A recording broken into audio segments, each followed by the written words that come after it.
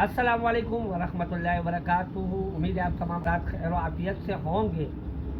جیسے کہ آپ کو معلوم ہے کہ سویڈن میں آج سے چند ہفتے قبل ایک درخراش واقعہ ہوا کہ جس میں ایک بدبخت نے قرآن پاک کی بے حرمتی کی اور اسے یہ سرکاری طور پر اجازت دی گئی کہ وہ قرآن پاک کی گستاخی کرے۔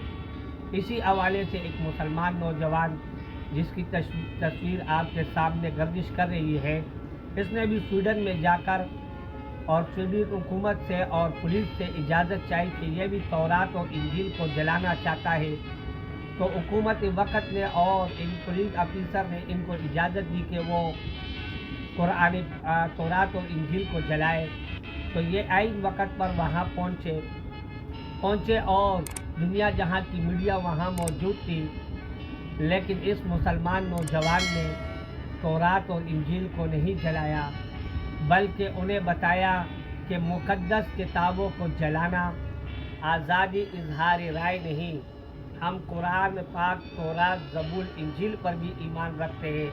ہمارے لیے وہ ویسے مقدس ہے کہ جیسے قرآن پاک ہے، تو ہم قرآن پاک کی عزت اور حرمت پر آنچ آنے نہیں دیں گے۔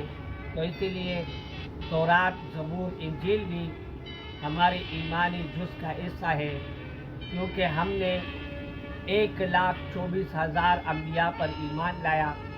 عیسیٰ علیہ السلام پر بھی ہمارا ایمان ہے، موسیٰ علیہ السلام پر بھی ہمارا ایمان ہے، اور حضرت محمد مصطفیٰ احمد مجتبیٰ سرور کونین تاجدار مدینہ خاتم النبیین صلی اللہ علیہ وآلہ وسلم پر بھی ہمارا ایمان اور یقین ہے۔